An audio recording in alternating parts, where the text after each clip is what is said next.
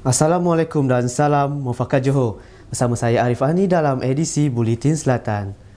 Komuniti sesuatu kawasan dapat dimantapkan dengan jalinan serta kerjasama di antara penduduk di sesebuah kawasan dalam membantras jenayah. Pengerusi Jawatankuasa Perpaduan dan Sumber Manusia Negeri Arvidia Naden, masyarakat tidak seharusnya hanya menyerah tanggungjawab menjaga keselamatan kepada pihak polis Diraja Malaysia PDRM. Sebaliknya, masyarakat perlu memainkan peranan PDRM mengurangkan kadar jenayah.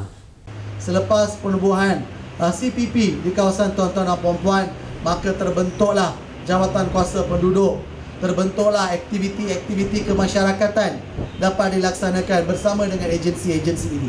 Dan sebenarnya di peringkat kerajaan negeri, kita melihat ke arah tersebut, bahawa peranan untuk menjaga isu-isu berkaitan dengan keselamatan tidak hanya harus diletak di bahu pihak-pihak penguatkuasa seperti PDRM dan sebagainya, tetapi sebagai masyarakat setempat, kita juga mestilah memainkan peranan dan kita juga bertanggungjawab untuk menjaga keselamatan di kawasan perumahan kita. Beliau berkata demikian di Majlis Lawatan Pos Polis Komuniti di Taman Delima, Johor Bahru.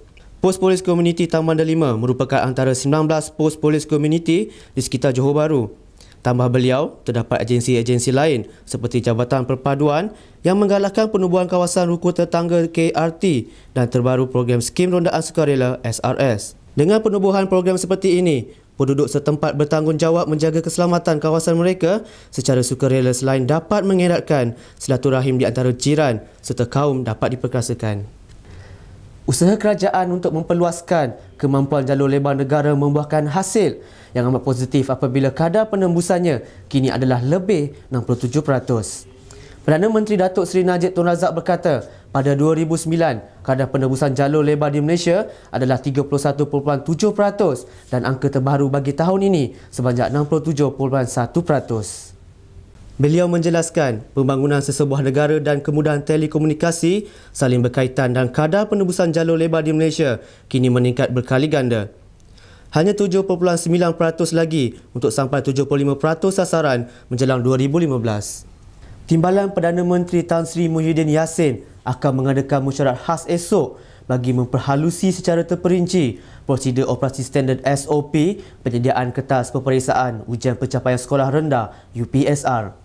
Beliau yang juga Menteri Pendidikan berkata, mesyuarat itu yang akan diadakan di Putrajaya akan dihadiri pihak berkenaan serta pengurusan tertinggi Kementerian Pendidikan bagi memastikan kes kebocoran kertas soalan UPSR tidak berulang.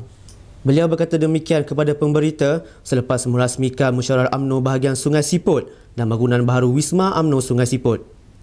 Muhyiddin berkata mesyuarat itu juga akan membincangkan soal keselamatan dan langkah pihak lain yang turut mengambil tindakan membantu kementerian dalam kebocoran itu, termasuk Polis Diraja Malaysia dan Suruhanjaya Komunikasi dan Multimedia Malaysia MCMC.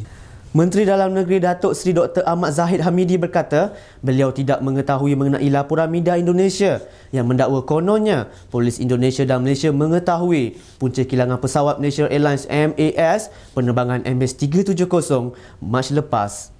Beliau enggan mengulas lanjut berhubung perkara itu, berkata laporan itu belum sampai dalam pengetahuannya.